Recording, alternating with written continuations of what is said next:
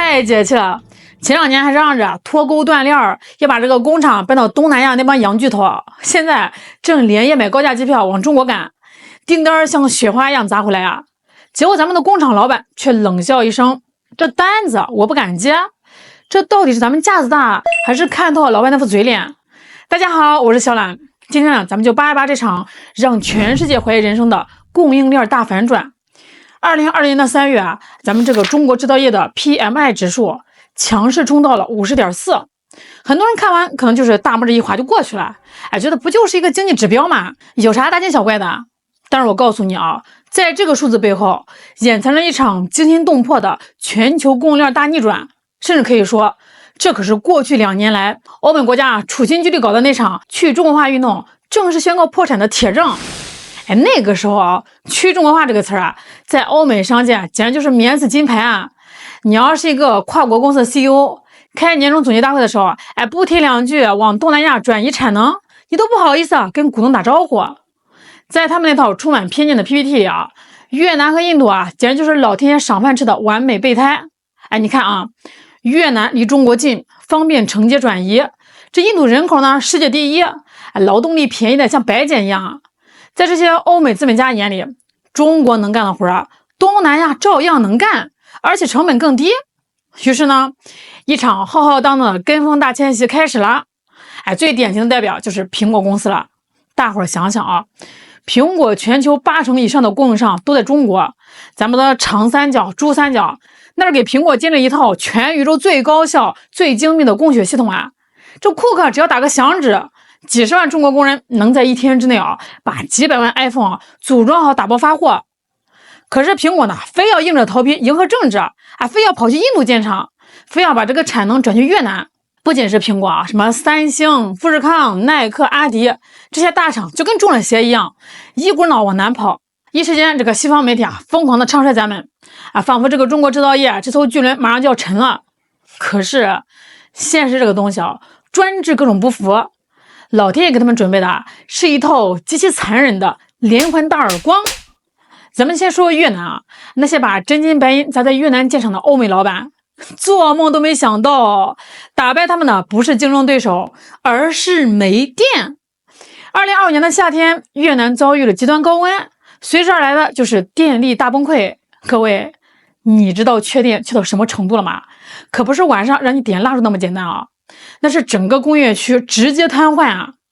世界银行算过账就因为停电，越南那年的 GDP 直接少赚了14亿美元。日本佳能在那边有个大厂，停电一次账面损失就是2000万美元。还有三星和富士康在那边被迫搞起了开3停4，就是1周只开工3天，剩下4天全场停电放假。大家想象一下几千平米的现代化无尘车间，机器像废铁一样在那边趴着，大洋彼岸的老板看着交货摊，那其实满头大汗，连最基础的工业用电都保证不了，你给我谈什么取代中国，这不是扯犊子吗？行，咱们看完越南咱再瞧瞧那个被寄予厚望的印度。印度那边的表现更拉胯，跨国大厂去了印度才发现，那里简直就是物流的百慕大三角。拿印度最大的尼赫鲁港来说，这已经是他们门面了。结果呢，1年的吞吐量才600多万箱，咱们上海港1年快5000万箱根本就不在一个段位上。在印度，货从工厂到港口一路上路况奇差，到了港口呢还要排个几天几夜的队。同样一个集装箱出口从印度走，比在中国出口贵出整整500多美元。这还没完，印度码头工人的工会那是出了名的硬动不动就是罢工货物在烈日下暴晒，海外客户等到头发都白了，也见不着箱子的影子。去印度建厂那哪是挣钱那分明是花钱买罪受。如果说东南亚拉垮只是让外企觉得水土不服，那么2020年3月发生一件事则是彻底把这帮人的胆给吓破了。那就是中东局势的全面失控，霍尔木兹海峡被伊朗一把锁给焊死了。那个地方是全球石油的总水龙头大门一关，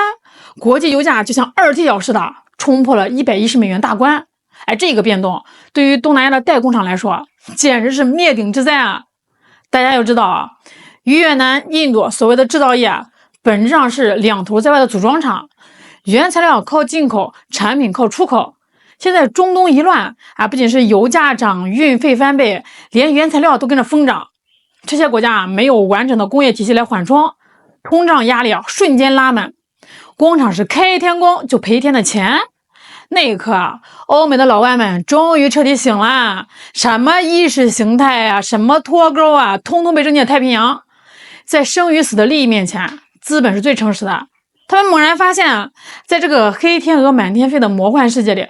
只有中国的供应链不仅能自己发电，自己产零件，还能在任何极端状况下稳稳当当的把货交出来。于是呢，订单就像雪片一样，顺着网线疯狂砸回了中国。订单回来了，继续转起来了，于是就有咱们开头那个50.4的红火数据。但且慢我得提醒大伙，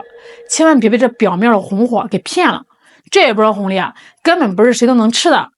如果你仔细分析数据，你会发现一个极其残酷的真相：大厂在狂吃海塞，可咱们那些中型、小型企业的指数依然死死的趴在50的线下头，还在泥潭里挣扎呢。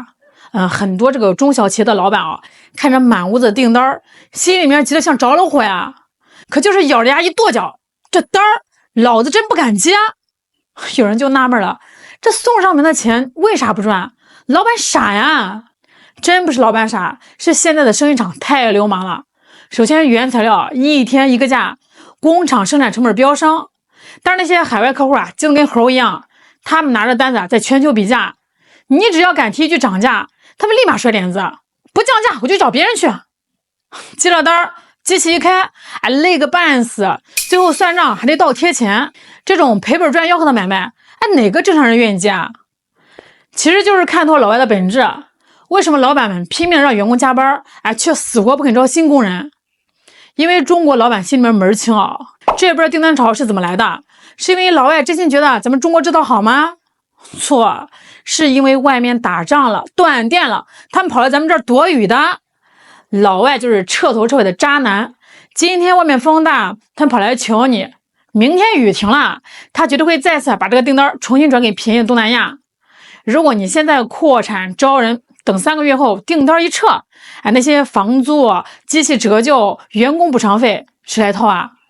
能直接把你一个干了10年的厂子给拖垮了。所以这不叫保守，这叫在博弈中练就的清醒。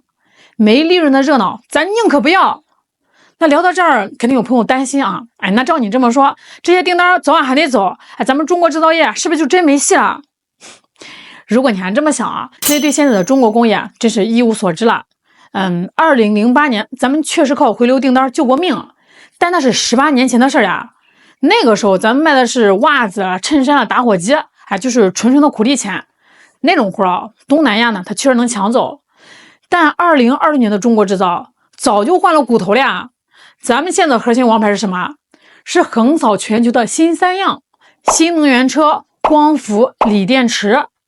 2025年光这3样出口就逼近了1.3万亿。咱们早就扔掉了缝纫机，拿起了精密机械臂咱们卖的不再是廉价劳动力了而是行业标准。全球80%的光伏、70%的风电全在咱们手里，更别提咱们手里面那张能让全球工业瞬间停摆的终极王牌稀土。中国是全球唯一能实现全产业链闭环的国家，没有中国提炼的高纯度材料，老美最牛的隐身机雷达就是个摆设，德国最高级的电动机它转不起来。说白了，西方政客在台上喊脱钩都喊得嗓子哑了，但台下的资本家心里面清楚这在物理层面上根本就是个不可能完成的任务。如果中国工厂全面停工1个月，全球的药店可能连感冒药都要断货。这种降维打击级别的综合实力，给越南、印度50年，他们也抄不明白这份作业。事到如今那些想把中国强行踢出局的政治算盘已经碎了一地了。咱们再看看领头的美国董王为了选票，之前呢拟定过一个145%的激进关税方案，结果呢，美国最高法院直接一纸裁定违宪非法。实际上因为美国国内通胀已经爆炸了，老百姓发现离了中国货连日子都过不下去了，于是所谓的彻底脱钩已经成了一句连他们自个儿都不信的废话。再回头看那2个被当成枪使的备胎，越南现在正满世界的借钱修电网，但电力缺口每年还在以12%的速度扩大，没个10年8年的补不上。印度那边是疯狂修路啊，但是那个效率啊，咱们看了都想流泪啊！想一口吞掉中国的订单，那叫蛇吞象，最后只能把自己撑死。这一切乱象就像是一场最残酷的压力测试，它教会了全球这么一个真理：在动荡的2026年，稳定才是最昂贵的奢侈品。谁能保证不断电、不断网、不罢工，稳定按时交货，谁才是真正的供应链霸主。好啦，今天就聊到这儿了，我是肖兰，咱们下期再见。